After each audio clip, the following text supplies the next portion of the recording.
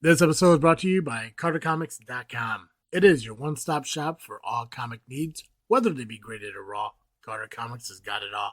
All you gotta do is go to CarterComics.com, use the discount code FREAKNET, FREAKNET. You'll save 10% plus free shipping on your entire order. Again, CarterComics.com, one-stop shop for all comics.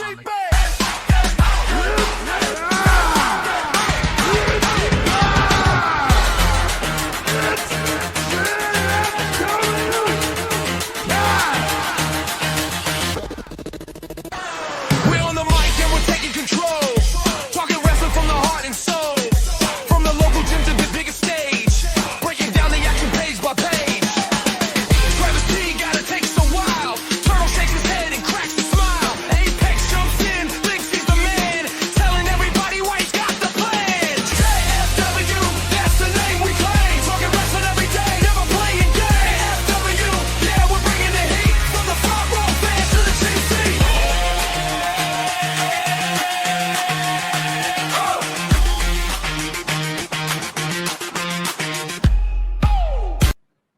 What's up, everybody? I am Travis T. I am the Faction Slayer, Nubby, the Amazing Turtle. And I am the top of the food chain, the Apex.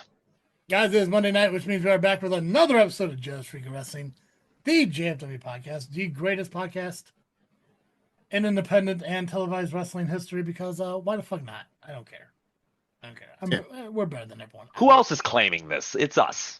Done. I mean, everyone wants to. I guess televised wrestling, realistically, I guess maybe Raw's podcasts are and everything, but I don't care.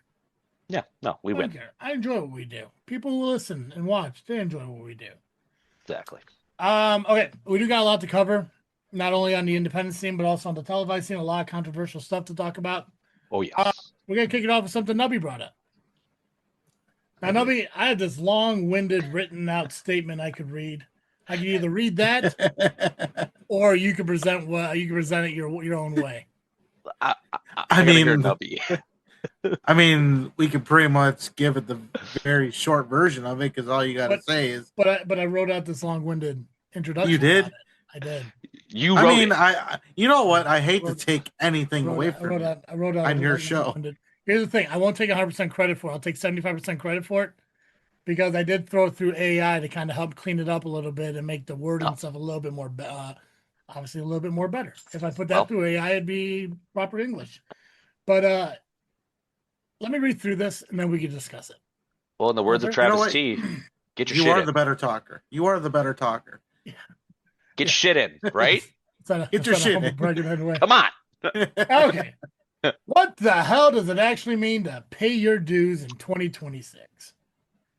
This conversation exploded after Avery Styles, the 19-year-old son of AJ Styles, worked a GCW show, and Eric Cannon publicly criticized him, claiming Avery was asked twice to help with chairs and instead stayed in the locker room until the work was finished. Now, AJ Styles obviously wasn't going to sit quietly while somebody publicly criticized his child. So AJ fired back with an analogy. You do not invite somebody to your house for dinner and then expect them to do the dishes. His argument is basically Avery was invited to GCW to wrestle. He wasn't brought there to be part of the setup or cleanup crew. And if a veteran had an issue with how Avery handled himself backstage, AJ believes the conversation should have happened professionally and face-to-face, not afterwards on social media. Now, other wrestlers are jumping into this thing, and we're seeing a much bigger debate emerge because this isn't really just about Avery Styles, it's about wrestling culture. For generations, young wrestlers have heard the same thing, which I heard it, Nubby heard it, Apex may have heard it, because you did start training in a different generation. Yeah. But get there early, help set up, stay late, tear down, shake everybody's hand, shut your mouth, listen, learn, pay your dues. Mm-hmm. Mm-hmm.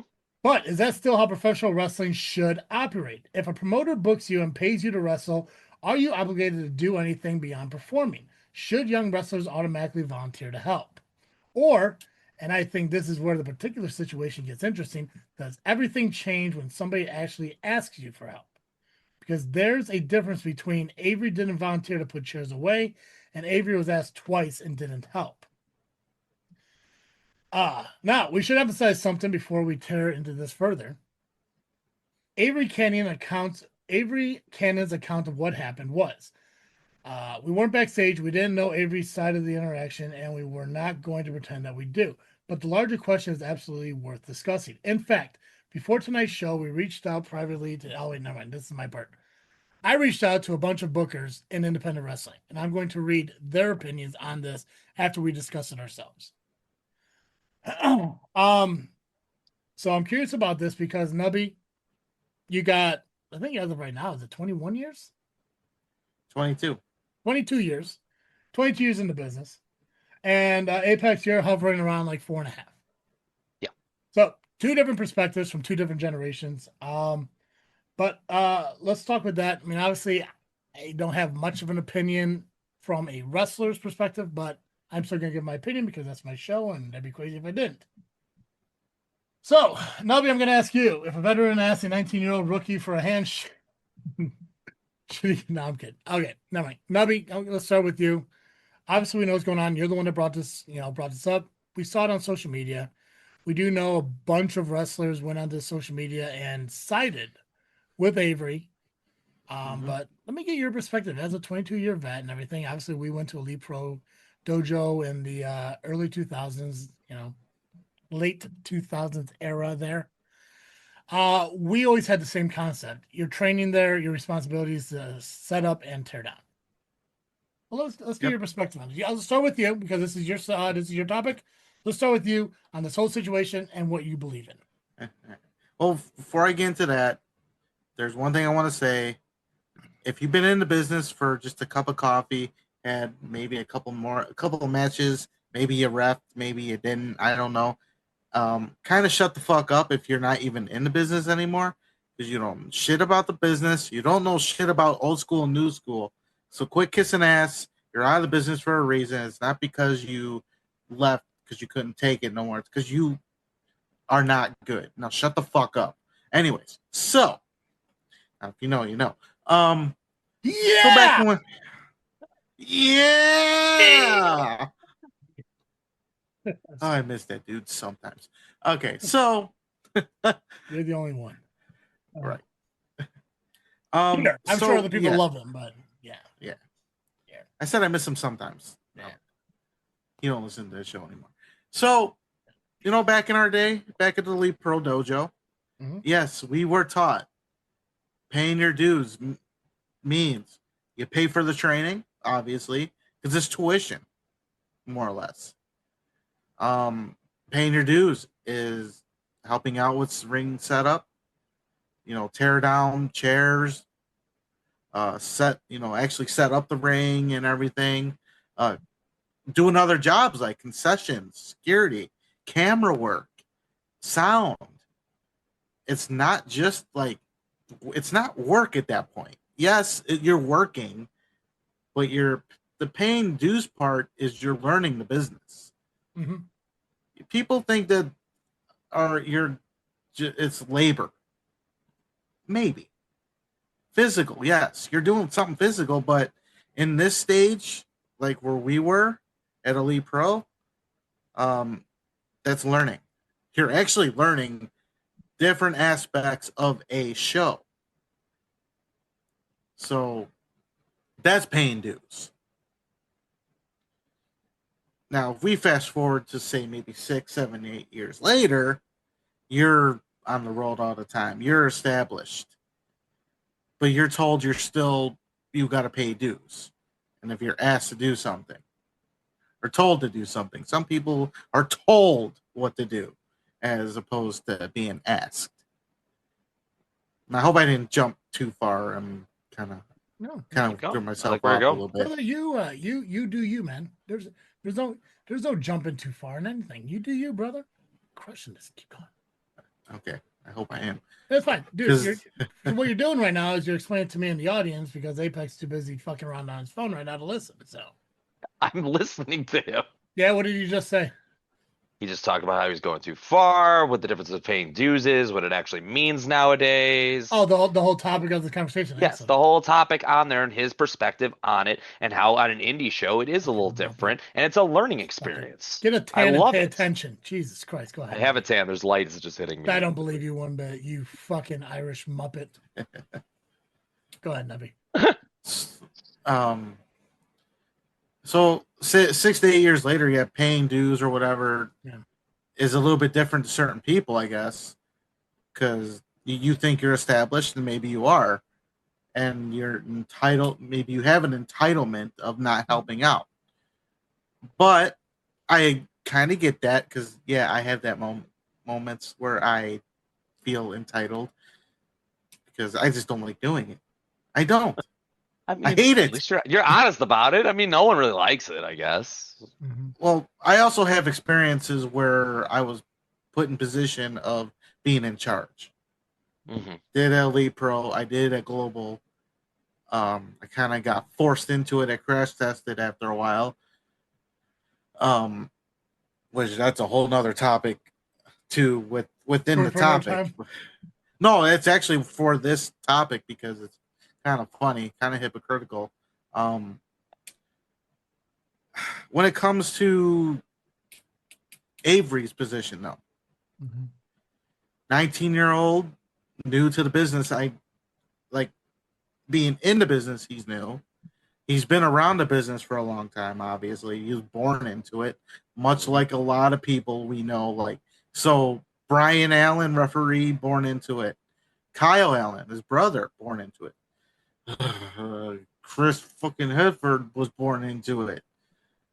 A lot of people were born into it, but you see a difference. Like those guys I mentioned, they actually paid their dues and they actually still help out, as opposed to this guy, AJ's kid, because AJ was in a top company, his name means something. In my opinion, I don't think that it should matter if you are the son of whoever or the daughter of whoever. I think if you're just starting out, you should be paying your dues as well. But at the same time, you're outside talent in this case.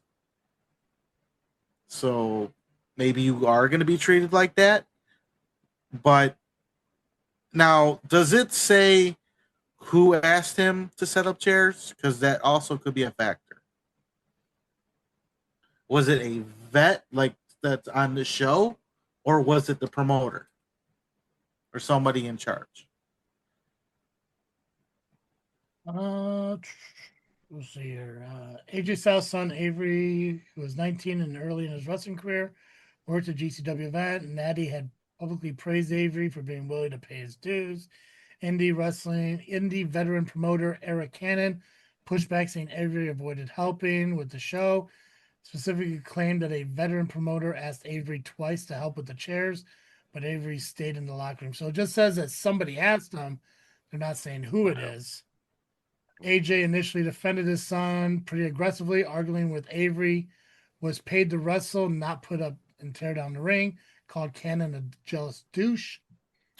Cannon then clarified that this wasn't simply about expecting Avery to automatically work ring crew. According to Cannon, Avery was personally asked to help twice and decided to avoid doing it.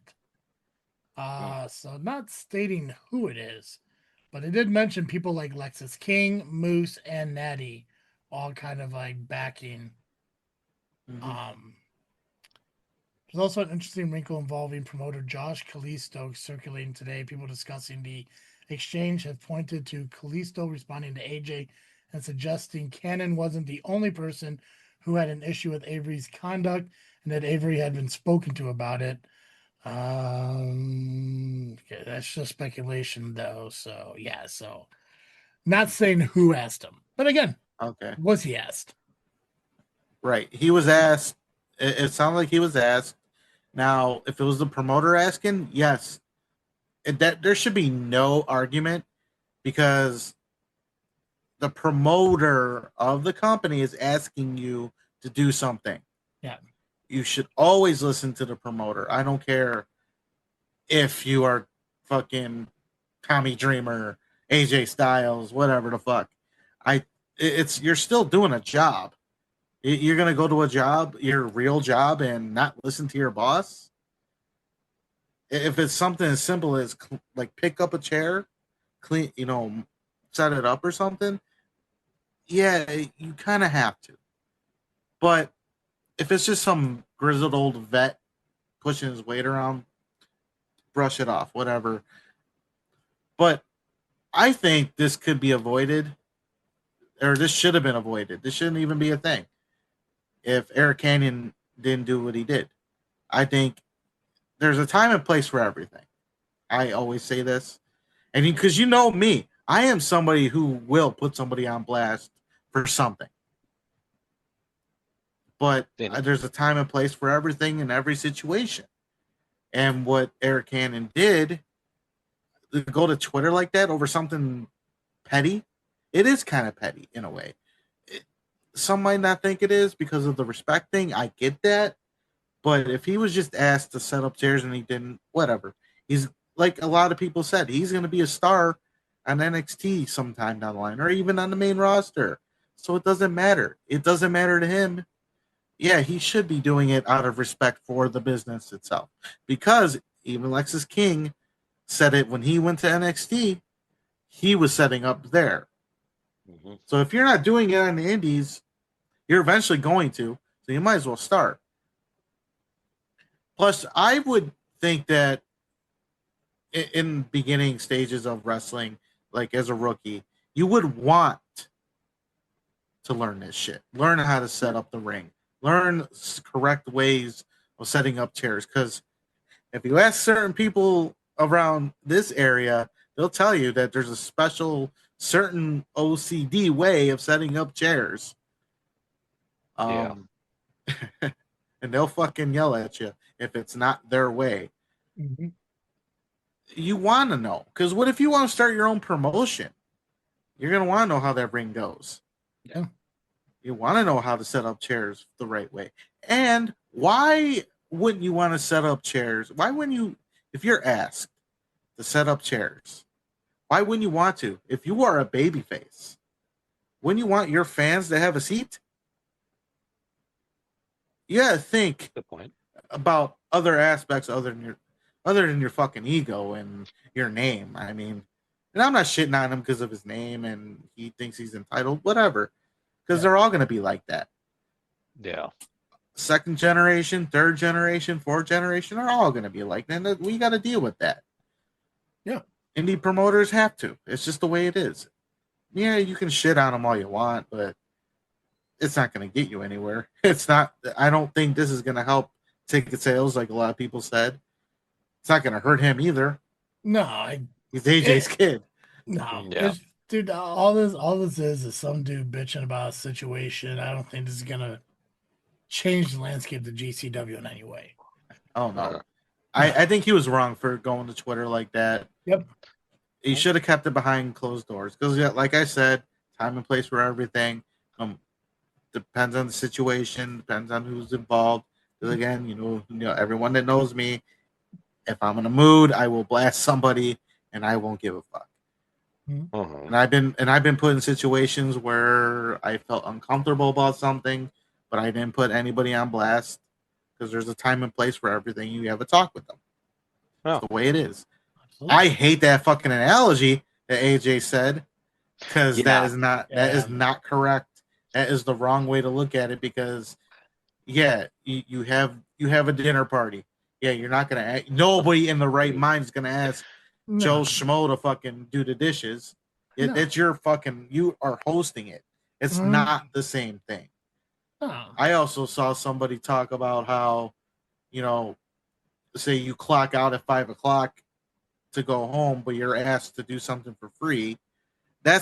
I get that aspect, but not the same again. It's still not the same. And I like the idea that you just said too, the whole dinner party thing. You're not gonna ask to do dishes. No, you're not gonna get asked to do your guest dishes, but your guests that respect you offer to help. I actually have done that before. I was at a Friendsgiving at this girl's house. Her family was out in the room. All of us were doing the Friendsgiving. At the time, I had a thing for her. I offered to help clean up. Everyone else did nothing. I offered to help. That family wanted me back. And I pretty much had permission to date the daughter because I was respectful to the house. Helping set up chairs is respectful to the house. So Right. I just think it's a good thing, part of the business, whether it's paying dues or not. I want to help out anywhere I go. I always offer anytime I'm going to a new promotion or even an existing, anything I can help you out with. What do you need from me? What can I do here? Can I do this for you? Can I do this? No one ever has to demand anything, and nor should they. So that part of the analogy bugs the crap out of me. When we talk too now about promotions compared to old days and new, like we talk about two generations.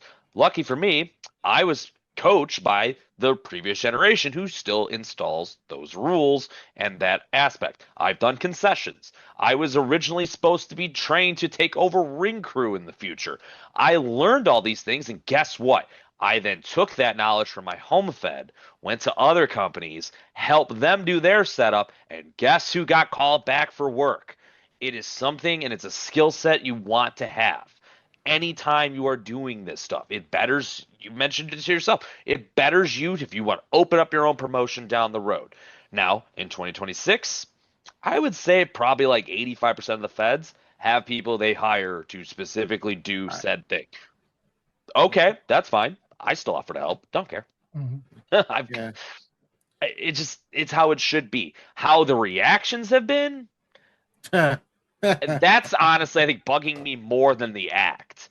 Because there's people saying, well, AJ's a talent scout. No one wants to call out his kid because they don't want to get blacklisted. 100%. I don't say shit anymore online because I know I can sneeze the wrong way and apparently not be allowed at companies anymore. So I try to just keep my mouth shut. It is what it is.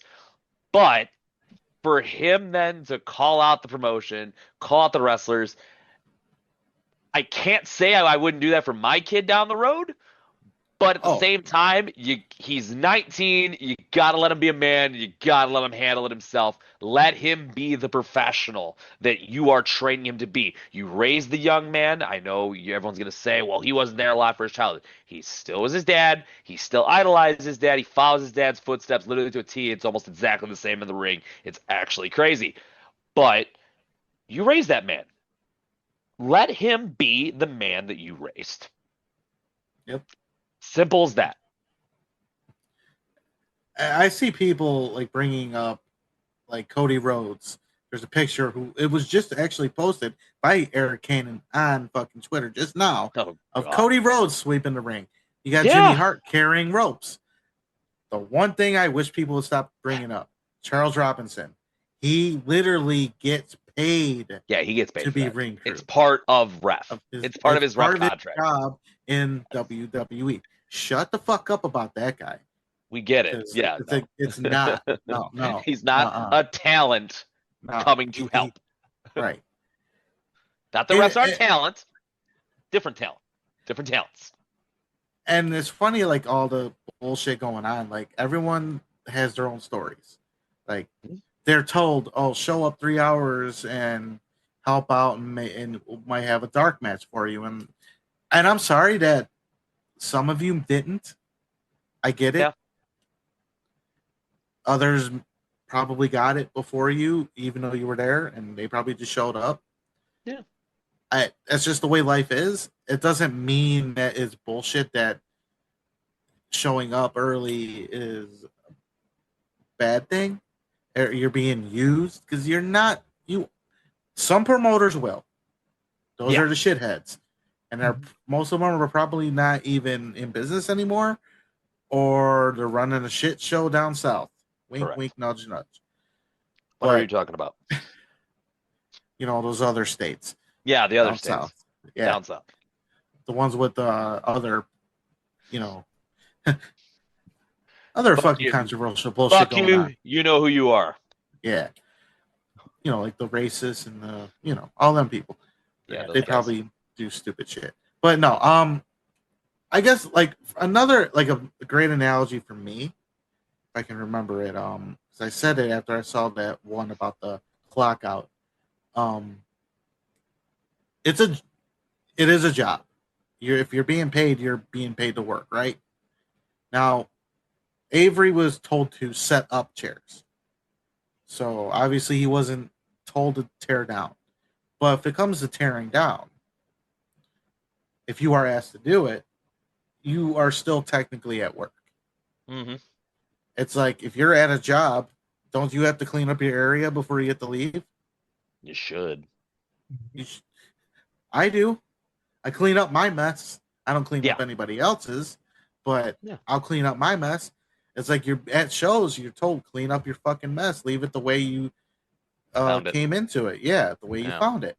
Because you can lose the building by not doing it. Oh, absolutely. Yeah. See, people don't understand it. They think, oh, we're just being used. We're being slaves. Blah, blah, blah. No. There's reason for these rules.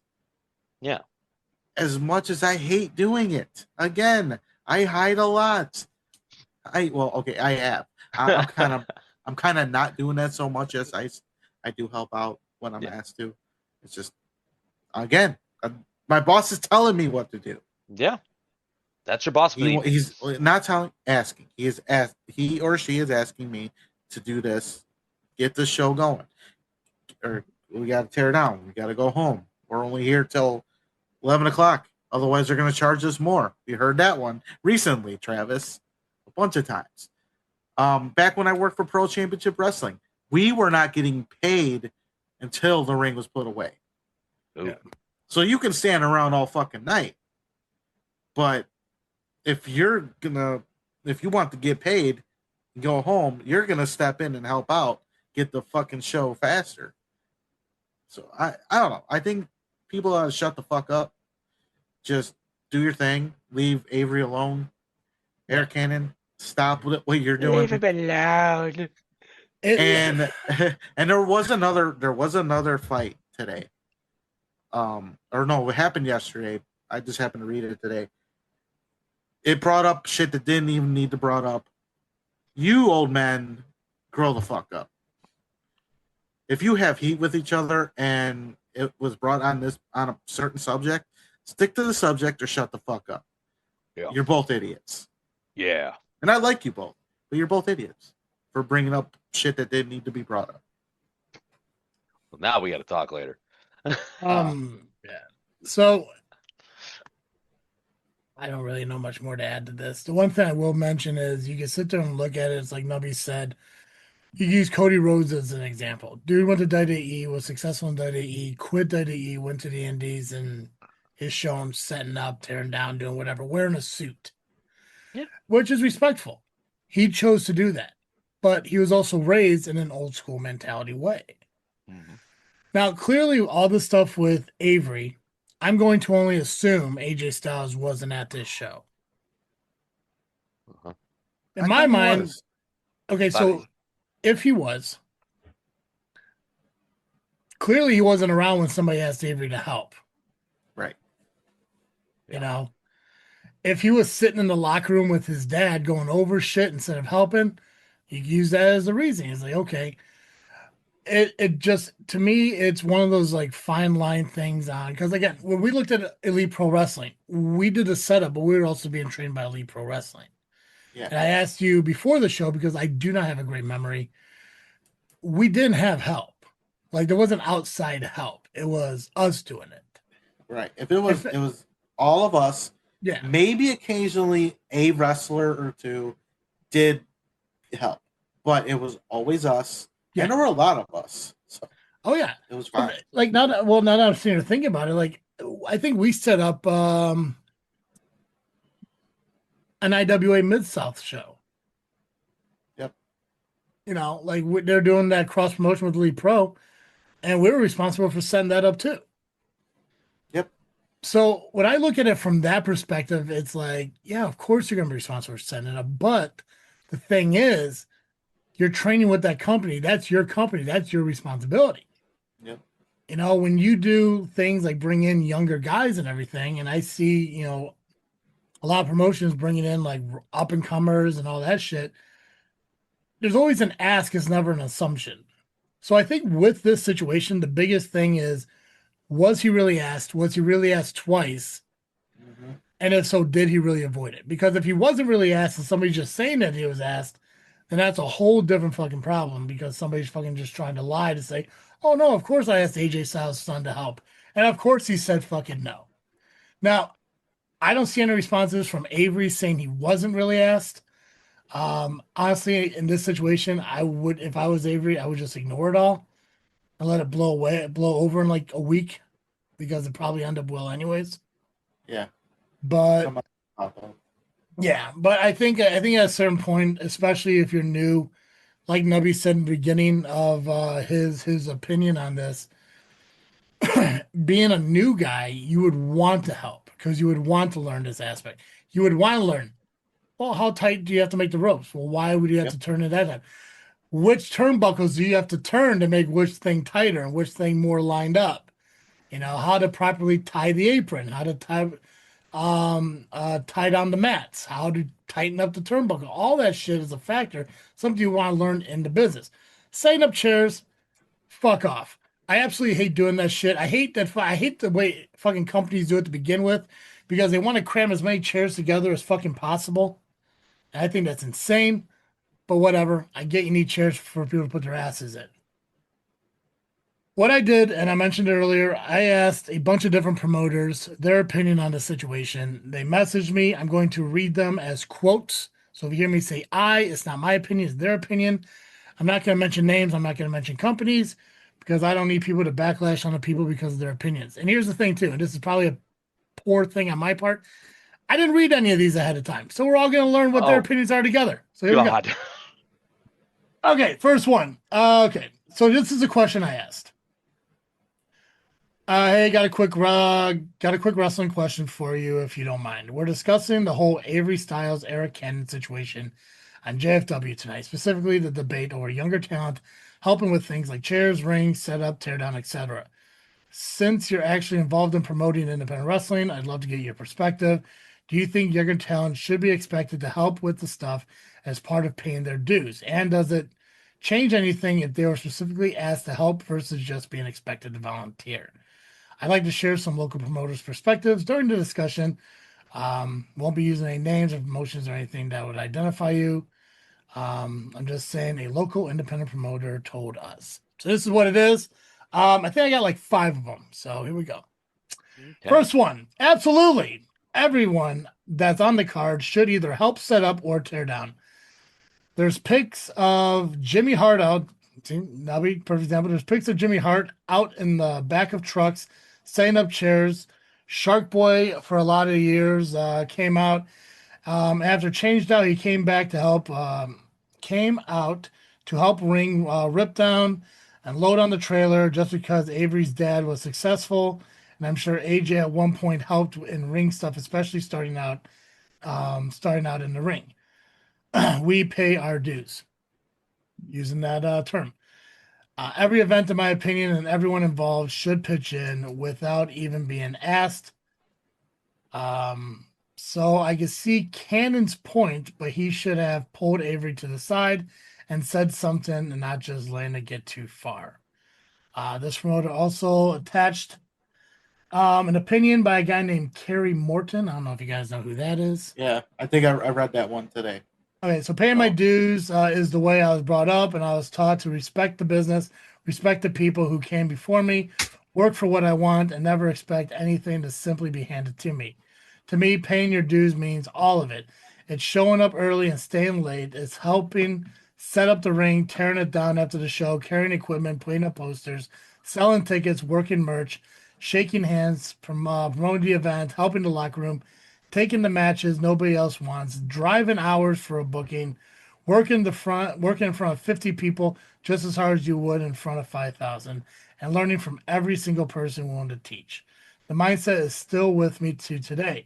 But the truth is, we're all not the same. Everybody has a different journey, a different path, and a different circumstance that brought them to where they are. What works for me may not be the same road someone else takes. Okay. So, okay. I'm trying really hard because a lot of these guys, when I say I don't want to mention your company, sure put a lot of information on who they really are. So, trying to avoid all that. Okay.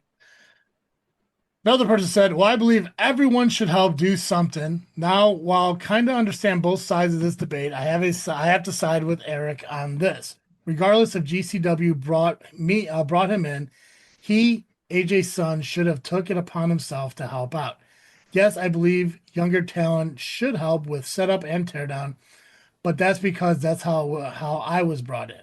I still help out when I can and when I find it necessary. Here's why I feel this way. They want to wrestle, they want their 5 minutes of fame, but doesn't want to help put the ring up.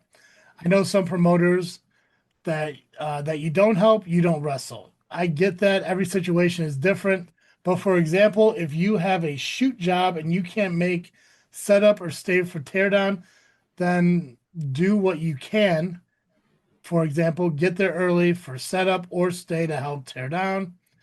I've been on shows where 3 to 4 people help set up. Show starts at 1, and by 12:55, the ring is just getting finished.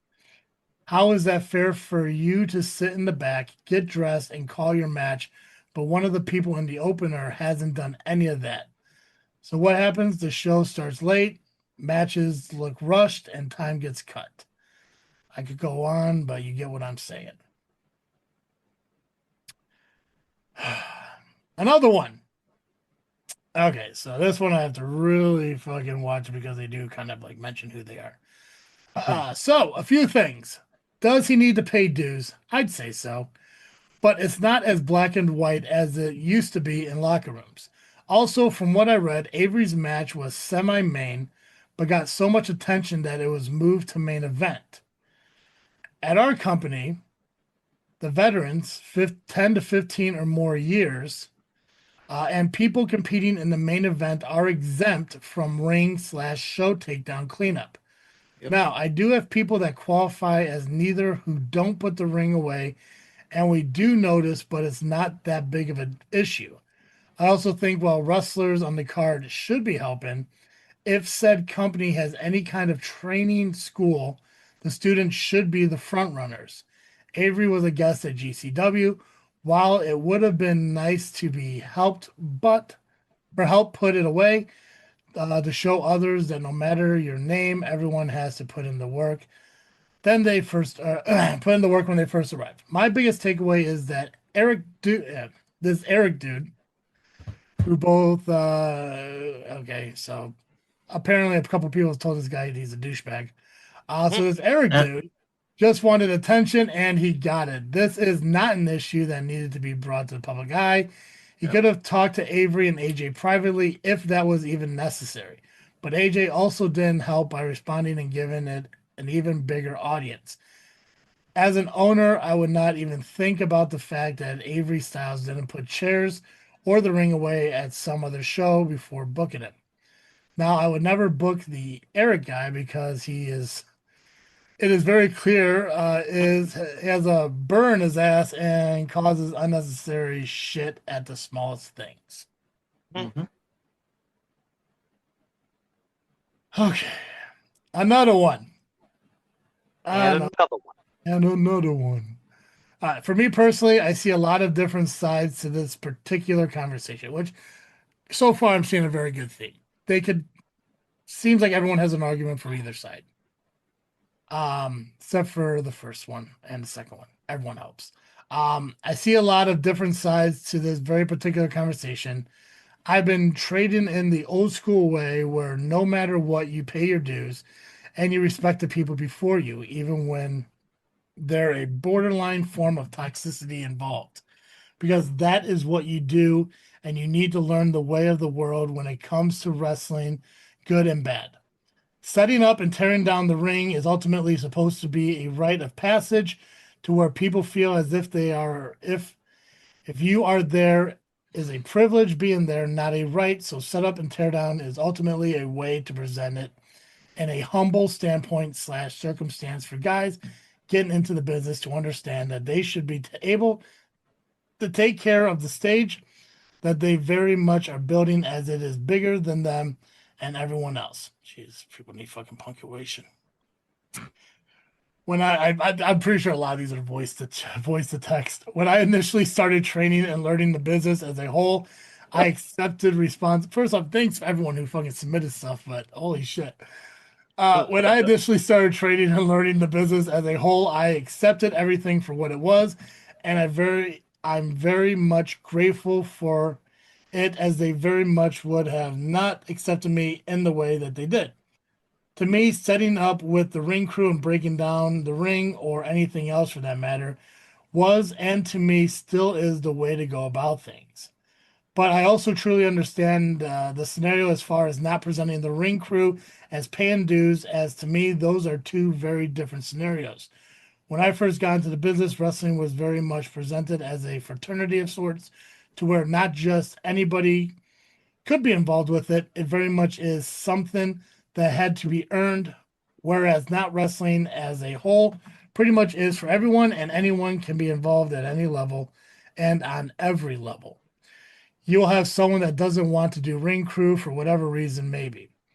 The way I handle it is pretty simple for all parties involved, with a set of rules that people know beforehand. I make sure that they're not required to help with the ring crew. If they want to help out in any form, whatever help that they give will be greatly appreciated, as they are not required to do so. If they are not going to help out in any form, I would rather them go literally anywhere else other than where the ring crew is taking place before and after the show.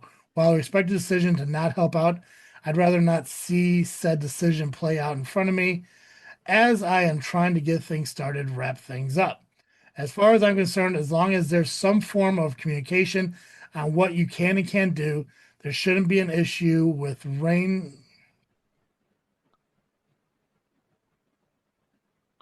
There shouldn't be an issue with. Tell you what I was trying to say there. There shouldn't be an issue with it. Oh, fucking hell. There shouldn't be an issue with it at all, because there will always be people that will help, and there will always be people who won't. It's just the nature of the beast. Okay. Short one. Thank God. Fucking have to write a book with this shit. This last one. Last one. I'll be honest with you, I'm not familiar with what happened, but I believe everyone on a show should make an attempt at least the teardown of the ring. Most independent companies do not have a lot of money, and we can't just pay somebody to do the work for us. Mm-hmm. So, again, thank you for everyone who contributed and responded to my question. Everyone I asked responded, so I appreciate that. So thank you very much. All valid points. Yeah. Yeah. Anything else you guys want to add to this topic?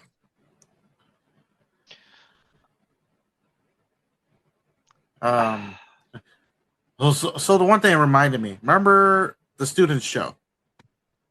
In the boxing, Yeah. yeah. Remember, we had to pay double dues, if you think about it. Oh yeah, because we had to tear down the boxing ring, set up the wrestling ring, tear down the wrestling ring, and reset up the boxing ring. Yep. Yeah, That was insane. that was a Yeah. long day for a student show. And then the fucking truck didn't work. Oh, God. So there you go, guys. If you didn't already know this, a boxing ring, a Muay Thai ring are completely different from a professional wrestling ring. Also know this from personal experience. I tried to bump in a Muay Thai ring. I love the fact that I think at one moment, or one point, very brief moment, I think the teachers were thinking about using the boxing ring for the matches. Oh my God. I think it was a brief the thought, and then they same. decided against it. It's not the same. I found that out the hard way. They It's running did. ropes.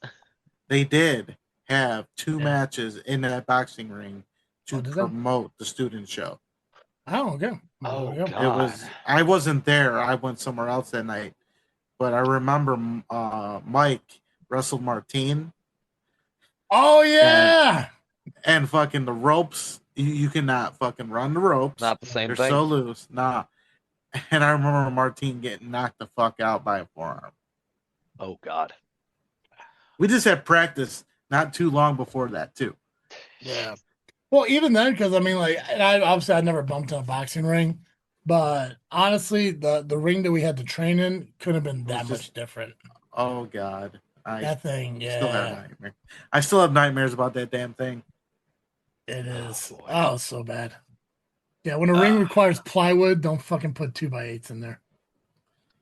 Oh, Jesus Christ. Yeah, that was probably. But the plywood that they used at the time, this was before it was Elite Pro. Yeah. They would fucking just break easily. We even tried like nailing it together. Yeah. And then all of a sudden a nail popped through the fucking pad.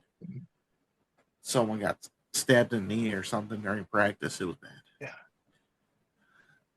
Okay. So before we move on from the whole Avery situation, I'm sure this conversation could go on forever, and I'm sure the conversation is going to hit social media for at least another week or so. But recently on the show, we debuted a new game called Bidding War Games. And we're going to bring that back here today. So, Apex and Nubby, you're each going to get $20. I've got 10 wrestlers, and we're going to bid. Again, you guys are going to bid against each other until you guys each build a 5-person roster. Last time we did the Attitude Era. We went back and said, here we got. I think the fans agreed that Apex had the better team. So we'll see if you keep that record going. They would have won, though. This edition of Bidding War Games is called Second Generation Superstars. Oof, okay. Every wrestler in this week's pool followed a parent into the wrestling business. Some became massive stars, some had respectable careers, and some probably would have been better off finding a different family business. Nubby, Pax, you guys are each going to get $20. You don't know who's on my list. You don't know who's coming next. Make sure you spend the money wisely because this isn't going to be all top tier guys. It's going to be completely random. You don't know who's coming next. Apex, since you won last time by votes, do you want to start the bidding or do you want Nubby to start the bidding on the first guy? I will defer to the second half. All right, Nubby. First guy up for bid, Brooks Jensen, son of Bull Buchanan.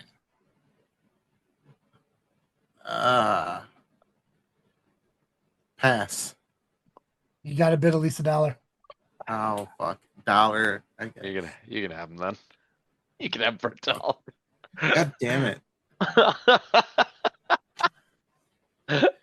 Once, twice sold, right? Yeah, once twice sold. Sold Nubby. All right, Brooks All right. Jensen. Like, it's like fucking if Mike Evan Brooks had a child with Jay Jensen. Trust me, brother. I'll say right now. I mean, if you guys haven't seen Brooks Jensen wrestle, getting him for $1 isn't that fucking bad. It's really not. He's currently wrestling Evolved right now just because they don't have anything for AAA and NXT right now. Good fucking dude though. Okay, next person, Apex. We start your bid, Charlotte Flair. 5, 6, 7, 8. 9. Okay. So Apex gets it for $9. You do understand you need 4 more people on your team, right? Yeah, I got it. All right, just checking. All right. Star Wars, baby. All right, Nubby, your turn. Hook, son of Taz. Oh, sorry. For those that know, Charlotte Flair is the daughter of Ric Flair. Nubby, Hook. Would have never known. I'll give $2.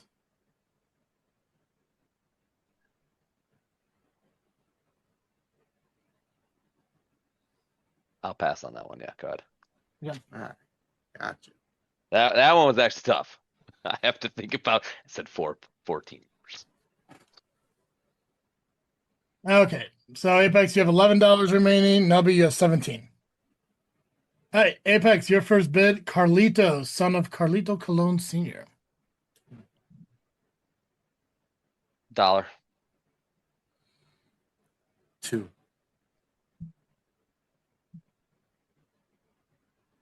Take it. Got 3. Okay. All right, next up, Nubby, this is your bid, Ariana Grace, daughter of Santino Marella. $1. Pass. Oh, damn. They're gonna go for it. They're gonna out. Okay. This is strategy. You're taking my strategy now. No, this is a strategy. Because your team's full now. It's 4. Nope. I got one more. Yeah, one more. Oh, okay. Oh, we All need right. 5. That's right. Yeah. Yeah, well, technically, oh god. Oh, so who we got left?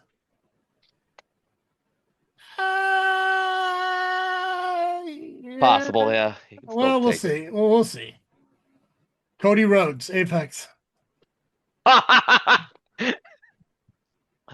5. Really? Well, Nubby, right now you have 1 spot left. You have $14. Apex has 11. So if you win Cody, he pretty much gets the rest of the people by default. You know what? Go ahead. You going all in? Or you giving them to me? You go ahead, take it. Okay. He wants to see the rest of the list. Okay, what did you bid? $5? Yeah, so I got 6 left. God, you could have ran it up a little bit. I thought he was. I was like, he can push all in right now, and I'm folding. Okay. So, Apex, you have $6 left. Nubby has 14. Nubby, it's your bid. Braun Breaker. 6. Pass. I'll take my last 2. Or last 3, because I only have 2. Okay, well, Come on, give me the one I'm hoping is on his fucking list. you know what? Who do you think's on this list? I'm hoping to God you picked Randy Orton and we just hadn't named it yet. Randy Orton's a 3rd generation superstar. He wouldn't be on this Oh, list. we're going 2nd. Okay, fuck. Only, all right. only seconds. Yeah. No Braun. No Randy Go. Orton. Dominic would probably be on that list. He's Yeah, 2nd, right? Because No, Ray. he's not on this list. Eddie is 3rd, isn't he? Yeah. Fuck. All right. Well, let's see what we got left then. It's a lot of the multis. Well, Nubby, Fuck. He ain't gonna be in Samoans. your roster or your card: Brooke Jensen, Hook, Carlito, Ariana Grace, Braun Breaker. Apex, you ended up with Charlotte Flair, Cody Rhodes, David Flair, Tamina, and Lexus What was the last one? Lexus King or Brian Pillman. Okay. Okay, I like Tamina. Okay. Not is bad. a challenge. This is a good one. This one's this is closer than good. the last one. This one, I still think the last one I think my team would have won just because your team had too many egos and Yeah, they well, I hated picked each it. other. I was I- told that. I think by popular vote, you lost because of Val Venus. Yeah, bro. 100%. That was the So, killer. but honestly, okay, so but when you look at this, okay, so you got Braun Breaker, you got Cody Rhodes, you say cancel them out. Ariana Grace, not really any wrestling quality in there per se, but you could throw against Tamina, call it a wash. Lexus King, Hook, maybe. David Flair, Carlito, maybe. And then Brooks Jensen, Charlotte Flair. It's not too bad. It's close. So- I have 2 very big names. You have 1 big name, and that could be the difference there. Yeah, but not a horrible call, man. No, nice and that's actually way more balanced. Yeah, honestly, bro, you probably should have bid it higher on Cody. You could have ran that shit up probably. Yeah, you could. Yeah, Probably. I was like gonna bet the whole farm on that. But we Yeah. started with Charlotte. I was like, fuck. Yeah, and I was like, wait, I'm doomed on that. What the fuck? I don't like Charlotte, but for this competition, I was ready to go. If you would put 1 more, you were taking it. Hey, you got family members on that team now. Yeah, the David David Flair Flair. one threw me off. God damn it. Yeah, That's like the weakest link on this team. Like, Oh I yeah, feel like David Flair. I was like, I had to throw David Flair in there too. I just had to have like one like. damn you. Yeah. What see, that was the thing because like when I was first coming up with the list, I kept thinking like, I can't use Randy Orton because we're only doing 2nd generation, so I can't Second use gen, Randy Orton. yeah. I can't use Ted DiBiase Jr. I can't use Bray Wyatt. I can't. It's like there's a lot. The Rock. I couldn't. None of the Samoans. Yeah, so a lot of it is like, so a lot of it was like, The only reason Tamina's in there is because, yeah, she's part of the Shane? Samoan dynasty, but Shane McMahon could have been on there. Yeah. So Yeah, it's, that could have been yeah. Shane and Staff, but Shane would have been a good one. I mean, there's a couple others. William Regal's son could have been on here, so there were options, but I wanted to make sure I give like names and then like so that was actually decent. That was a pretty good list. And I still got money left over. yeah, let's see here. So you have $8 remaining and Apex had 6. And Apex got 3 of them by default. So okay, so we'll throw that up on Facebook. We'll let fans vote again, and we'll find out next week who has the better team. We may actually start doing this weekly because this is actually a lot of fun. I'm enjoying it. Yeah. Yeah. We may rotate who hosts it because I also want to be part of this.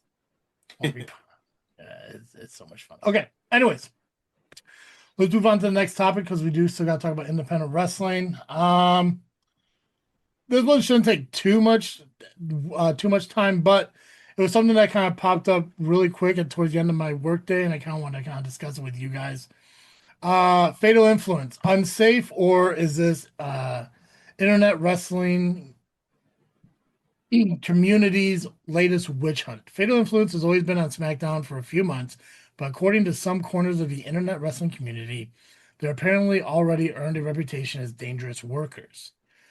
3 names keep getting brought up: Rhea Ripley, Brie Bella, Chelsea Green. All 3 have suffered legitimate injuries during the relative short period that Fatal Influence has been on the main roster.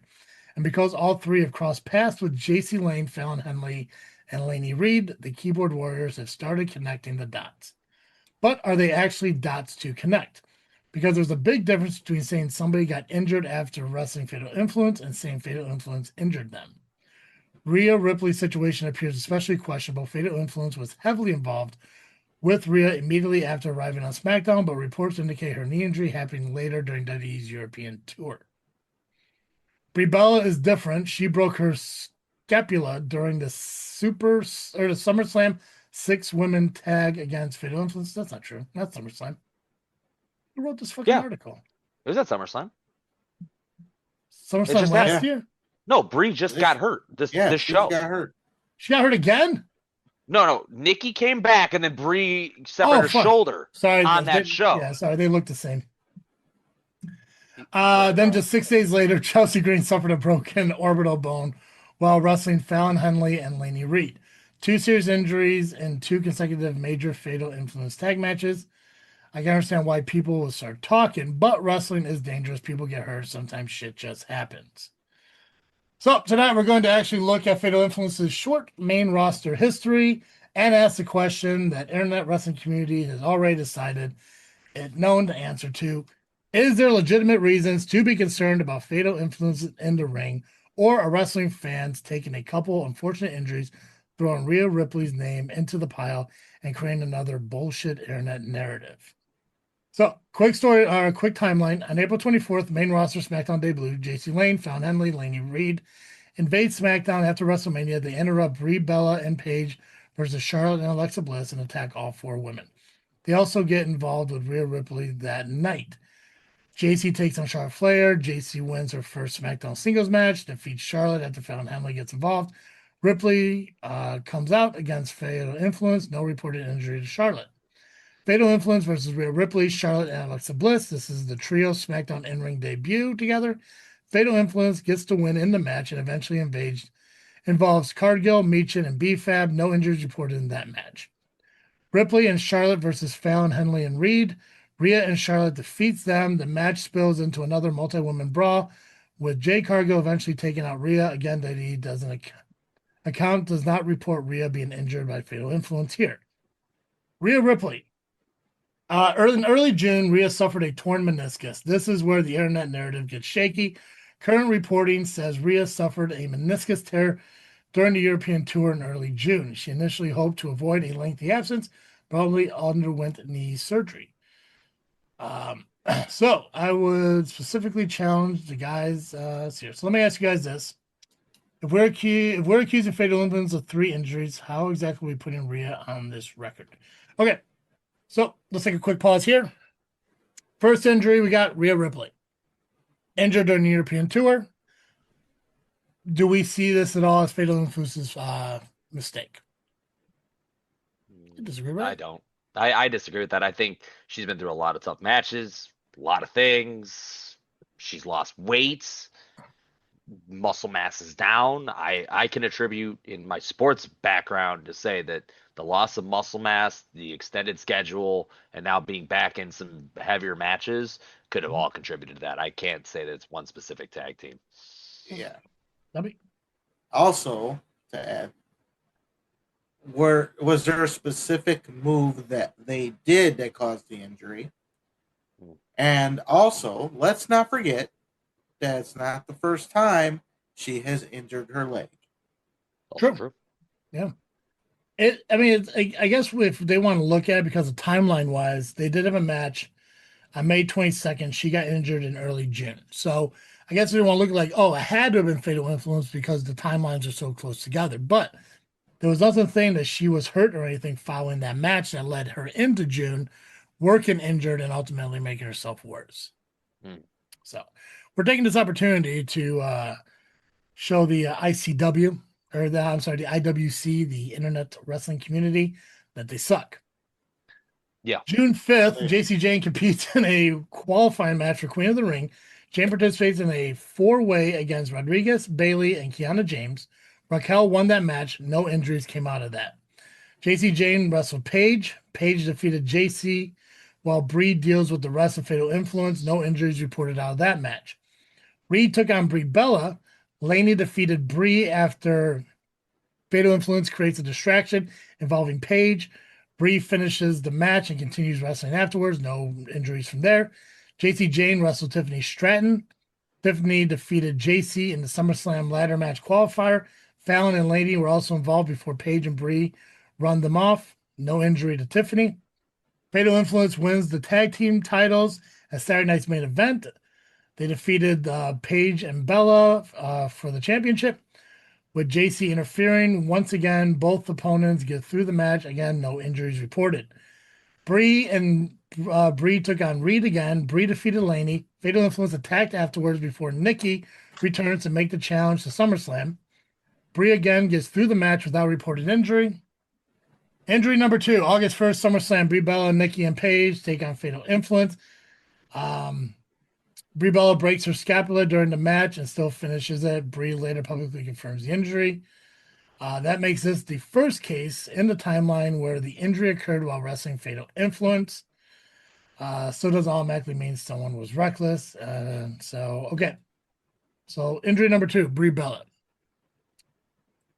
Let's see if I can figure out when. Does anyone know when the injury actually occurred? I didn't see the move. It was near the end of the match, though. I know that for sure. I thought it was the step motion where they put her up against the post and charged her into the stairs. I thought it was like in that spot, but I can't be 100% sure. But I know that's pretty much the end of Brie in that match. During the 6-person tag match between the Bella twins and Paige against Fatal Influence, Jane executed a move on Brie. The collision caused her right shoulder to impact the steel stairs leading to the break. Brie was seen clutching her shoulder during the match and was later hospitalized for scans, which confirmed the fracture. Brie has stated that it's nobody's fault and that the injury is part of the nature of the business. She explains that breaking the scapula is rare and that recovery can take 3 to 6 months with physical therapy, starting only after the initial healing phase. So, okay, at this point, do we consider Fatal Influence too dangerous to work? No. I think there's too many coincidences there. Maybe Uh-huh. just some bad spots. I mean, no offense. Like we put Brie Bella in that conversation. I've never been big on the Bellas as actually good wrestlers. I don't care what anyone wants to really get involved with. Especially Brie. Especially Brie. You're married Daniel Bryan. Congratulations. That was Doesn't mean pretty much it to me. that mean doesn't mean you're a good wrestler. No, She wasn't terrible. I've seen terrible. I've seen worse. I have seen worse, yes. But I Um, would say that probably bad positioning, it does not always go for them. I think the recent Chelsea Green one, just wrong spot. Well, On August 7th, SmackDown, just 6 days later, women's tag team match, Fallon Henley versus Fallon and Reed defend their titles against Green and Tiffany.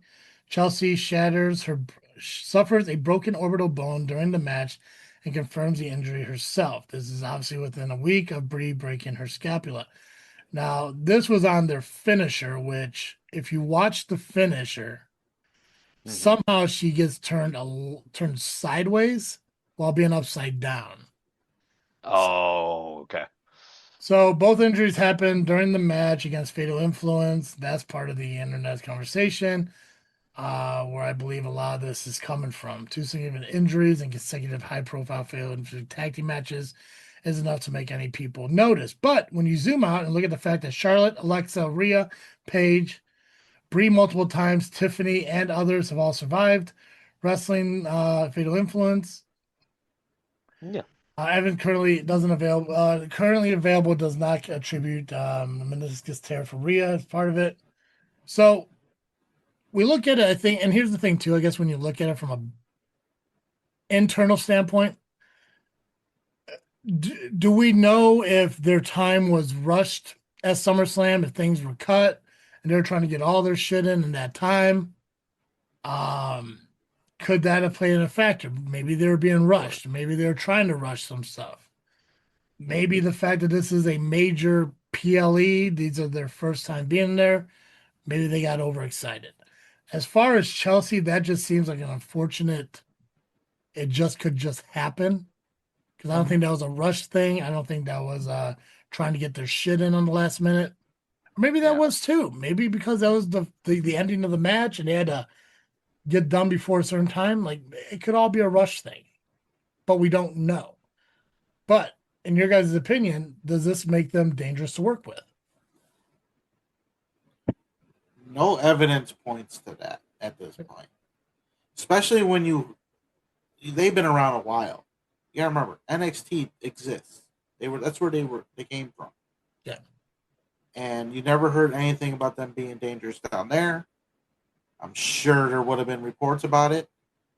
Unless you only get reported on when you come to WWE on the main roster. Your wife loves me. It's so fucking crazy.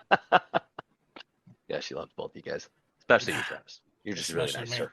Yeah, especially. She wants one of those travesty Pope shirts. Nubby, give her your shirt. Give her yours. But no, I agree with you on that. But I think this is only really being brought to light because they're literally 6 days apart. Yeah. And it's maybe Chelsea hasn't worked with them in that spot. That is a finishing move. Like, just because you can take a bump doesn't mean you can take every single bump. You got to really think of how, all right, I got to land this way. I got to make sure my body's this way. Here's the curtain, opening the curtain of the business, obviously. But that's the goes through my mind when I'm working with somebody for the first time. I'm like, all right, how does this move go? What's the bump? If you tell me the direction it's supposed to bump, I will be in that direction for you to make sure that I'm safe and you're safe, because that's the best way to go about it. Maybe this was just a slight bad positioning, never taken the move before with them. I mean, Chelsea's a longtime professional. I mean, the woman's very talented. This title run was long overdue for her, I feel. She's always been used as a sideshow, attraction. But hey, that's in a whole nother conversation. I just think that this could be bad timing. As Nubby pointed out, I didn't hear any of this in NXT. Never these conversations about being sick. Now, if you want to talk about an unsafe wrestler, and it's because we see this over years, that's like a Nia Jax conversation. And she's gotten better, but no one's injured more high-profile women than her. Yep. So it's a different conversation. And accidents do happen. I mean, yeah. I practiced me. I practiced a head scissors for like 3 weeks straight. I did it on a show. I got fucked up. Oh, it's different live. It's different. Right. We doing being horizontal. What the fuck are you doing? I'm trying to see Turtle doing this. I do have the video still. I gotta see this. And the thing is, the initial hit or the land didn't hurt. It's just the way I landed and my arms went up. Oh, Yeah. stingers are the worst. Yeah, They're- it's not they the really falling that hurts; it's the landing. Yeah, and it's just I got freaked out That. mostly because I never felt that before. Were you like Batman for like a week or two, where you're just turning your whole body to turn that direction? Nah, Oh, it actually wasn't that bad. oh, The thank God. worst part about it was the healing, because you know how your foot falls asleep, it's pins and needles. It was pins and needles in my fucking arms and my neck for 2 weeks, Okay, and I still Yeah. went to work. we got bills. I mean, we don't Well, get yeah. take days off. We don't get take time Well, off. Dude, I'm right now. I got fucking medical bills to pay for. You think they were gonna pay themselves then? Shit, No. that went into the collections anyway. But still, I went to work That's a because different conversation. Yeah, I took 1 week off on this fucking injury. Yeah. Gotcha. I went back to work. Well, I had my reasons, but that's a story for another time. Well, just to clarify for everyone out there, Nubby's injury is also not the fault of Fatal Attraction. They did not do that. They didn't do it. Well, it could have been my attraction to them, but that's a whole nother 100%, story. yeah, 100%, too. yeah. I mean, it is your wrist. 100%, yeah. Hey, picked up what I put down. Nubby faked a wrist injury to get carpal tunnel surgery. All right. Yes. So guys, when this so obviously, I mean, if you're this is obviously gonna get released, you guys are gonna be here, you're gonna listen to our conversations. Nubby posts the shows once they get released out there. As soon as you listen to the show, go on to Facebook, comment on his post or comment on the promotion for the episode. Put in there. I want to hear you guys' opinions on if you feel Fatal Influence is a dangerous team, if any of this is their fault, responsibility. Also, the Avery Styles conversation. Let me get your. I mean, obviously, I said we got the perspective of a bunch of promoters. If you're wrestling talent out there, let's get your guys' perspective because I'd love to hear it. But we do got to roll into independent wrestling because we do got 2 shows from this past weekend we got to cover results of. And we got 5 shows coming up this weekend we do got to mention and give shout outs for. So, Nubby, I'm going to start. I'm going to start with Wrestle League. Cool. And then we'll do ARW following that. So, and also, I did get a message. I think it was more of a mocking message, but Warning. no, Flat Top sent me something. It's kind of like a haha, look what I could do kind of thing. Well, joke's on you. I'm going to mention it on the show, so I'll get to promote it before you. So, take that, buddy. Breaking news. Well, no, he sent me. He's like, hey, just so you know, this is the matches I get to make on SCW, and he told me what the main event's gonna be. So I'm gonna announce it here on the podcast. So Hell yeah. yeah. Don't think I won't do shit. So okay, from this past weekend at Wrestle League, Leo Black defeated Mr. Hollywood Kendall Fire via a roll up. After the match, Eulogy Adam appeared and attacked both men, letting Wrestle League know he's here to destroy. Jared Lindsay addressed the Wrestle League fans, leading to a confrontation with Drake Dixon and an arm sling. A video of Alvin Gray played on the Tron. Distract JR. Dixon removed the sling, revealing that he's medically cleared, and a brawl came out between the two, having to be separated. Jay Leon defeated Marcelo Spade. No Priv of Wrestle League UHC champion motivation. What the fuck is this written? No Priv of Wrestle League UHC champion motivation Mike and Joseph Von Jaeger. Oh, okay. Defeated the invoked of Damian Tyler and Aaron Stone, taking the place of Leo LaFleur for the night. Cornboy Kevin Gutierrez defeated Hobo Prince Bugs Moran. Brittany K called out Shogun Jasmine Chase, leading to words exchanged and Shogun ready to kick Brittany, but she's not medically cleared yet. That looks to be a new feud in the making. Azroth defeated Z Kickham. Carmelo Storm Cologne defeated Jay Vanity, DJ Thrax, and Donovan Lowe in a fatal 4-way to become normal contender for the Wrestle League Proven Championship. Ace defeated Jay Biv to retain the Wrestle League Proven Championship. After the match, Jay Biv attacked Ace Went for a chair only to be stopped by Drake Dixon at ringside. A punt kick from Biv caused his brother Leo Black to run out to fend him off Ace. Excuse me. Shaq Jordan defeated Seneca Sunshine to retain the Wrestle League Championship. After the match, both mentor and protege shook hands as a show of respect. In the main event, Matt the Money Cage defeated Quinn Whittick, the Ewok, Matt Strong, Humick, and Disco Ray in a 6-man elimination scramble to become the number 1 contender for the Wrestle League Championship. Last eliminating Disco Ray. After the match, a dejected Disco Ray removed his light-up shoes and diamond-studded belt, left him in the middle of the ring, and walked out. So, Sounds like Disco died again. well, for anyone, yeah, I mean, if you're upset about Disco dying, get a hold of Matt the Money Cage. I think he killed something twice, but all right. Yeah, the music's so nice, they killed it twice. But that was Wrestle League from this past weekend. We'll keep you updated on the next Wrestle League show when it comes up. Nubby, what you got for ARW? I got ARW. That's what I just They said. presented Summer Games Part 2. I'm going to tell you the results right now. Oh, hell yeah. Perfect. He just Hey, it wouldn't be me if I didn't say shit. Yeah, no, yeah. You didn't get a whole lot of talking time in this, so I get it. Yeah, you're good. I ain't talking enough. You're not Apparently, I talking talk too much. the nubby show for this one. Another Alright. show. Hey, it's what it was. Turtle Indie Talk. The tit. Turtle Indie Talk. You got the tit, yeah. Man, Oh, people, wow. People love Now you tits, get yeah. it? Yeah, After no, all that's a this good one. time? Yeah, that was a good one. That was a good one. I, A little I- slow. CTE, man.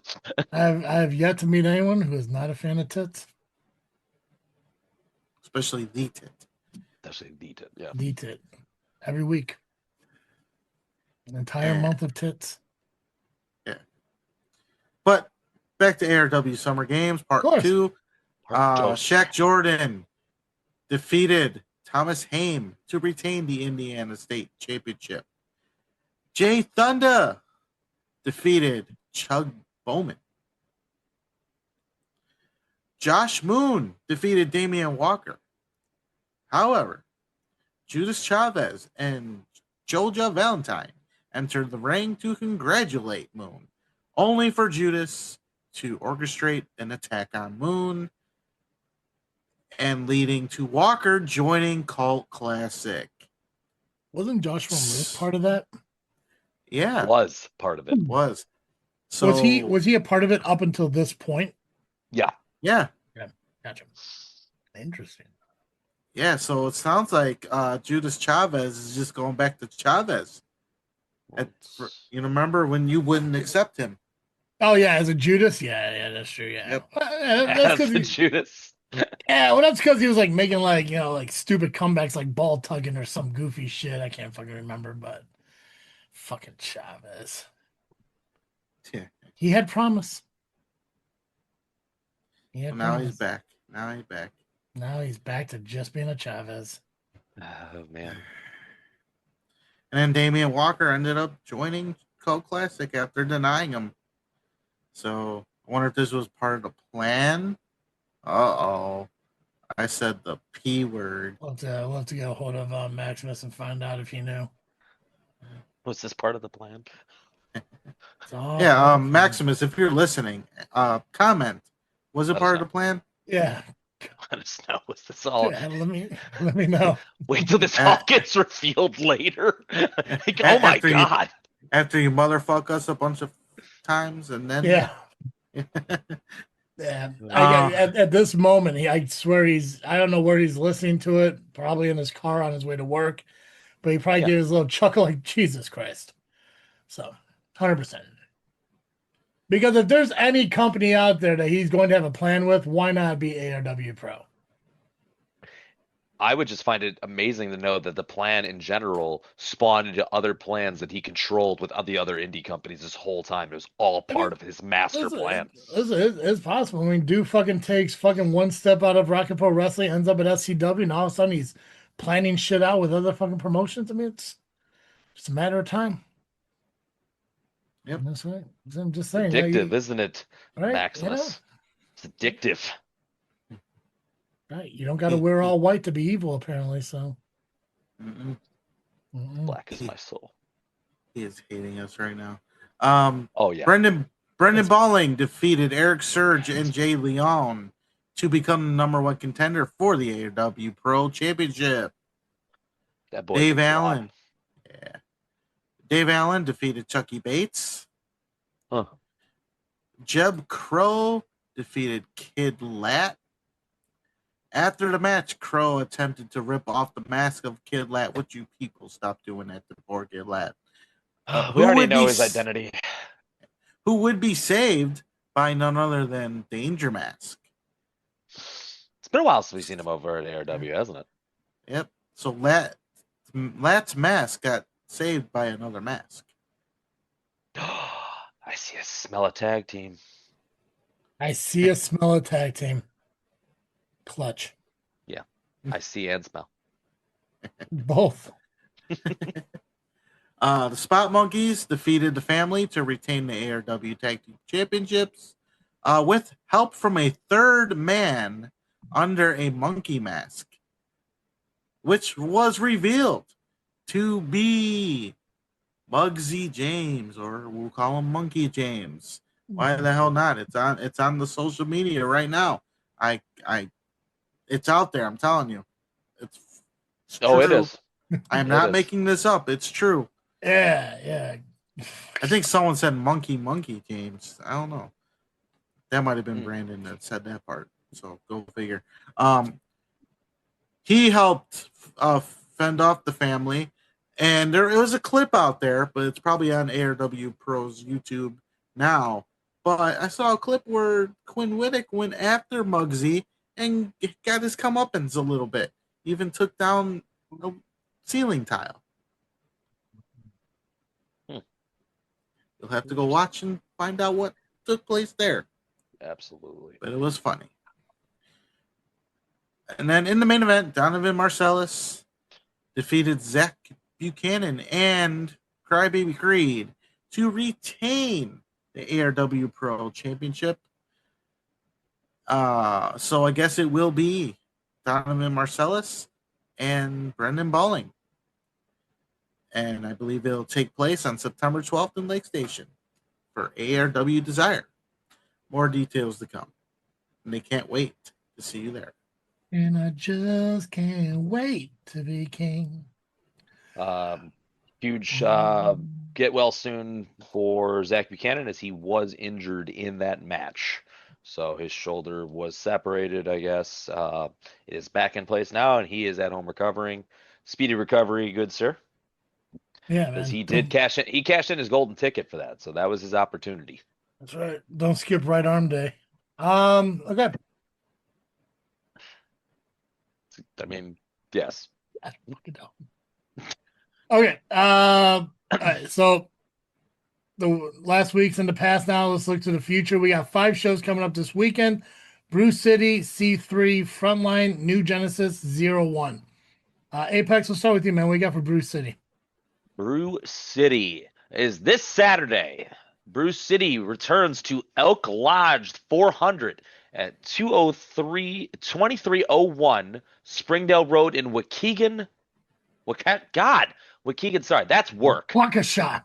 Waukesha, because Waukegan's at work. Waukesha, Wisconsin, with the biggest summer sizzle ever. Front row guys, unfortunately, sold out. Second row, though, does have some tickets left. Those are $35. There is a pre-sale for general admission for $20. Otherwise, $25 will be at the door. Special Happy 8 collective ticket is $15. And bell time is at 7:30. Doors open at 6:45. Now, there are going to be some big names at this one. So there will be also a meet and greet at 6 p.m. for all the guests. That is $20 to get into. Some of the guests are former WWE superstar MLW Tag Team Champion Dijak, former Intercontinental Champion Hall of Famer Tito Santana, former Intercontinental Champion, Hall of Famer Greg the Hammer Valentine, Ring of Honor legend Cole Cabana, and Carlito. So I don't now. Carlito is not listed under the meet and greet, so I'm hoping, since they do say all guests, that he is part of that as well. But he will be there. This is a pretty good stack card, and you get to meet a lot of big names in the industry from around the country on the indies that have made it up to the bigger shows. So definitely want to get there early, get those tickets. Unfortunately, I don't see exactly what comes in with that special Happy 8 collective tickets. I'm trying. I was looking that up earlier. I didn't see anything, but check out their social media and message them ahead of time to kind of see where they're going. Otherwise, you can always go to Brew City Wrestling on Facebook. Instagram is Brew City Wrestling, and check and see what you can find out there, and just get upcoming shows, guys.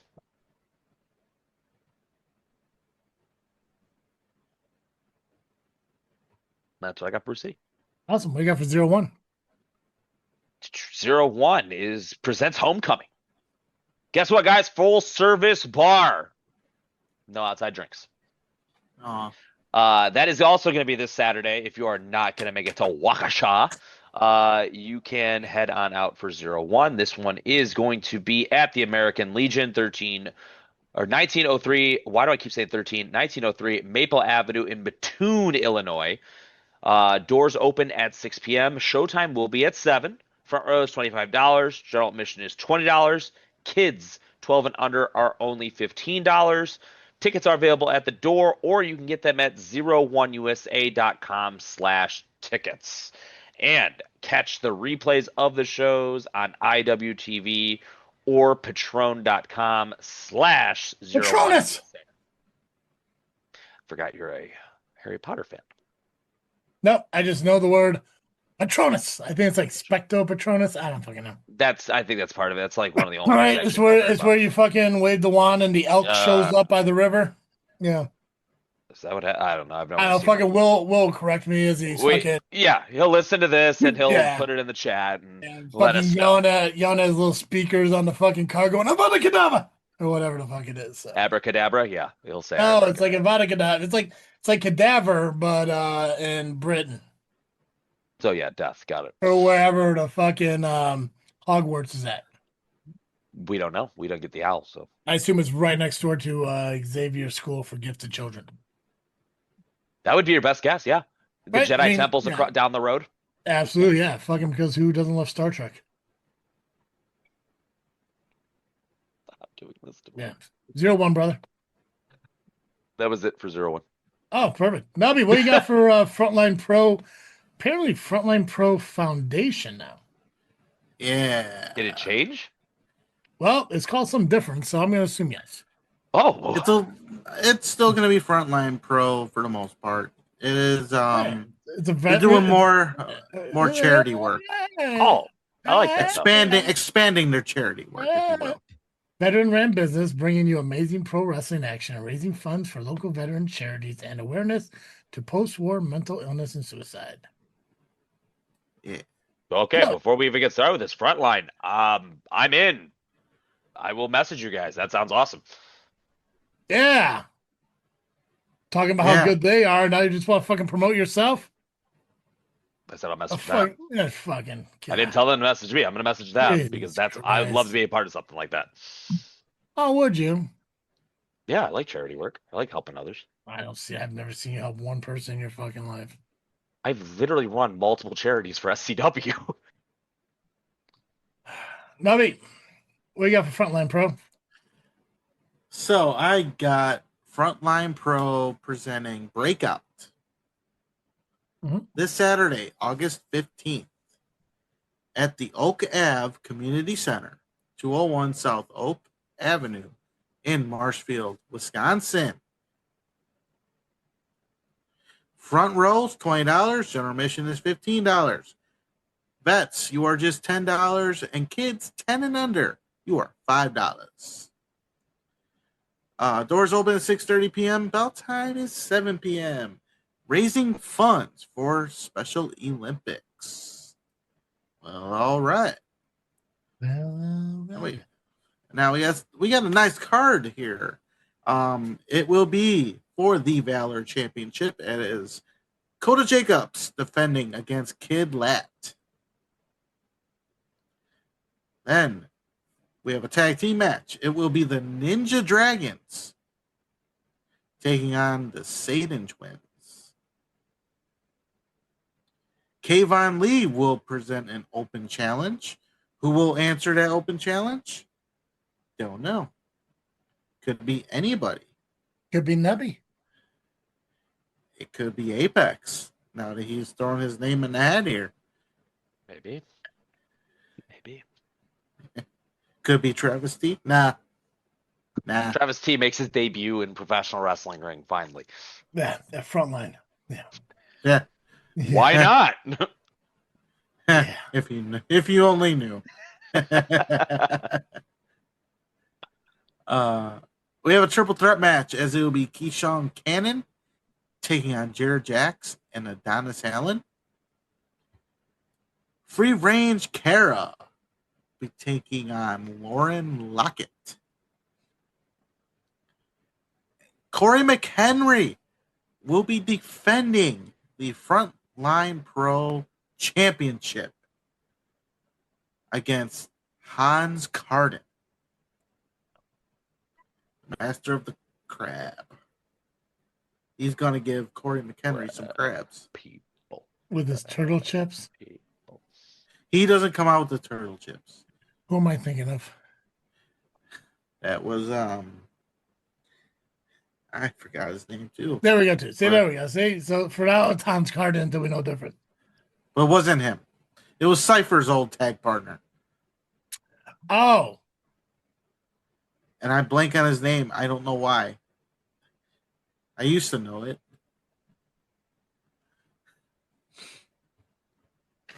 Maybe I can look at past notes. no, we don't got time. Frontline, focus on that. But I have it somewhere. Yeah, I'm sure you do. Let's move on. Let's go. In the main event, it will be Shaq Jordan taking on the guy that I supposedly wrestled back in the day, That's true. You did. Matthew Raywold, aka Aiden English. Yeah, yeah. But you wrestled him when he was Matthew Raybolt. Probably. No, you I did. don't know. Yeah, you I did. want proof. I still want proof. It's out there. And by the way, it was Adam Stallion who had that turtle chips. We already moved past that, bro. Oh, what I just remembered. It clicked. I didn't even look it up. It just clicked. But anyway, those are the matches as of right now for Frontline Pro. Breakout, card subject change. Always. Be there. It's going to be a fun show. Nice. Apex, we got for New Genesis. Hold on. What's the cause again? Special Olympics. Thank you. New Genesis, Apex. Sorry. New Genesis. Can you hear me? I muted because my son was yelling. New Genesis is this Saturday, August 15th. In one of my favorite places, the name Mascatu AG Building in Chevier Park, 905 Park Drive, Mascatu, Illinois. It's kind of just a cool name there, and I kind of like it now that I actually could say it right. So, doors open at 6 p.m. Bell time is at 7 p.m. Tickets are still available. Adult tickets are $12. Kids tickets are $5. You can get these at events.ticketleap.com. Look up New Genesis Aftermath. There will be, I believe, tickets at the door as well, but always get your tickets ahead of time if you can. And they don't forget to sign up for their app.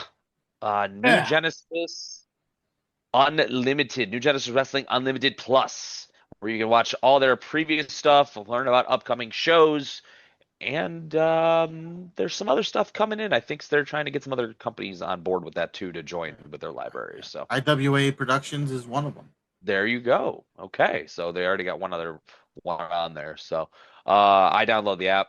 I like it. That's how I keep up with them on what they're doing. It's got to book us. Let's go. I mean, then we could be there and see it firsthand. Yeah. So, but yeah, that's it for New Genesis Wrestling this Saturday. Okay. Last one, Nubby. C3 Ultimate Wrestling. All right. So C3 Ultimate Wrestling and the board, or the boring, presents Big Payback. Saturday, August 15th, 101 Joliet Street in Dyer, Indiana. Doors open at 12:30 p.m. Bell time is 1 p.m. Adults, you're $15. Kids, you are $10. However, you can save $5 if you use the Eventbrite link on their Facebook page. We have a career versus title match, and it is for the Urban Championship, as it'll be Marcelo Spade, the champion, taking on the Cobra. Now, if the Cobra loses, he leaves C3. Ooh. If Marcelo Spade loses, well, he just loses the title, apparently. So, Title Cool. versus career match almost kind of thing. I pretty much said that, but Yeah. That's exactly what you said. See, you don't fucking listen. so we'll see. See if the Cobra's got a job or not. We have a fatal four-way. It'll be Johnny CK taking on Kenny Nine, D'Angelo Steele, and Gustavo. Blech. Classic Alpha will be taking on Alpha Danger. And no, he is not related to Sean Danger. You Hi, know Sean. that. Hi, Sean. Buy our stuff, by the way. You Yes. know where to go. I need the money. Renee Van Peebles will be taking on Mr. Young. You got to know who Mr. Young is. He's an asshole. I know. Fucking love that dude. He's an actually- asshole. He actually reached out to me today. He's like, "Hey, when are we gonna wrap up the interview? Because that's why I do a part 2 with him." And I was like, "Yeah, we do." And then here we are. Well, no, wait. Mr. Young reached out, or was it C-Red that reached out? Low com A, low com B. I hope it's Mr. Oh. Young because I do want to get. I want to talk about his history, even though it's only Is like that- a year and a half, but still. Because that would be like a part 1 or an only one. Ooh. Because he doesn't know much about wrestling. Or I he hasn't know. been in I wrestling. talked to C Red for 4 hours, and I got through like a fifth of his fucking career. So Mr. Young does like to talk a lot too, and it's mostly nonsense. But I could probably make an entire fucking podcast and just call it Seeing Red. that's fair. Yeah, and all We'll it is see, is about his career. You know, I wonder if I can do it. I wonder if I can make a fucking podcast called Seeing Red, and it just basically be like a fucking nobody sitting with C Red, just talking about the business. You know, like who's that fucking dude? Fucking podcast got the Podfather, who fucking does the shit with JBL and Bruce Pritchard and JR and all that. Conrad Thompson. Well, that fucking douche. Maybe I can be that guy. Maybe I'll fucking get a whole C right. Hey, man, what? Because I did tell him, dude, I'm surprised you're not back in podcast and stuff yet. But he is actually, for those small little promotion. He is the next guest on Wrestling on the Fly with Scott Spade. So Yeah, I just saw a commercial for that. yeah, C-Red just showed up out of nowhere. What the fuck? I know, right? Like superhero shit. All right, and nobody called the police. 2026. That's great. Yeah. But speaking of the board, Speaking of the board, or boring, whichever, the tag team titles are on the line as the board defend against Fresh Future. And then for the ultimate title, we have Joseph Aya Credit defending against Backwoods Brown. And that is C3 Ultimate Wrestling and the board presenting Big Payback. Saturday, August 15th in Dyer, Indiana. be there. Awesome. Next week we'll cover whatever results we get from this week. So maybe we'll get a couple of the results from these shows. Next week, pretty heavy week. We got CSW on the 21st, which is kind of surprising to me so late in the month, but that's what I'm seeing. Is that right, Nubby? Or do I have that wrong? You are correct, though. Okay. No, it's not really late. It's the third Friday in the month. Oh, okay. All right, well, CSW is on the 21st, and then Saturday we got AAW, SCW, Backbreaker, and Phoenix Pro Wrestling. Speaking of SCW, before we get off the air, I do want to ruin a couple things for Flat Top because, yeah, don't try to come at me like, first off, Benny Bar against Eric Schultz will be going up against the Brotherhood. Now with the tag team titles behind the line, we do not know, but I know that match will be happening. Dallas Calloway is going to be taking on Ace and trying to get a little retribution from last month when Ace stole the match from him. And in the main event, Logan Steele will be defending the SCW Heavyweight Champion versus the longest reigning 3-time SCW Heavyweight Champion, my best friend, the Bearded Bruiser Max Holiday. Poster should be coming up for that soon, but now you know. Now you know the main event that's going to be at the Majestic on the 22nd next week. So you could we'll cover it again next week. We'll cover all this and shit, of course, when we do cover SCW. But Flat Top, do not send me information. Do not expect me to not put it on my podcast because that's just foolish on your part, you old fuck. Especially taunting you with it. I know, right? Look at matches. Oh, you don't get the book, Max Howdy. Max Howdy might do high voltage if I ask him, but anyways. Anything else Western related? On the topic about the paying the dues and all that happy stuff, I mentioned there was something hypocritical. So I worked for a company a while ago, and there were a couple people in charge. Sure. Well, here's the hypocritical part. They would preach, about the whole picking up, do something, pick up a chair, put it away, whatever, help us out. None of those guys went to other shows and helped out. So it's only okay to tell other people what to do when you're in charge. Yeah. But God forbid you go to another show and you just hide too. This is something I noticed. I got you. Oh, valid points. I mean, we discussed it at length earlier in the show. Again, leave your comments and the posts on our Facebook page. Let's get your opinions. We'd love to hear them. And okay, we gotta get going because fucking apparently Apex is doing a draft or some goofy shit. Guys, make sure you continue to listen to us on Spotify or Apple Podcasts or wherever you get your podcasting. If you want to watch it, you can do so over at FreakNet Studios on YouTube. If you have Discord, find us on FreakNet Studios on Discord. The link is on the JFW Facebook page. Go ahead and go over there. I'd like to build a community over there so we can all interact with each other and shit. Maybe even Nubby and Apex will reach out to some fans and shit over there as well.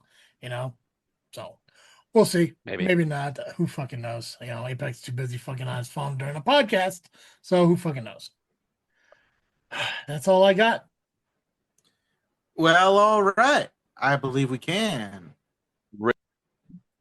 Perfect. As always, I am Travesty. I am the Faction Slayer, Nubby, the Amazing Turtle. Show you later.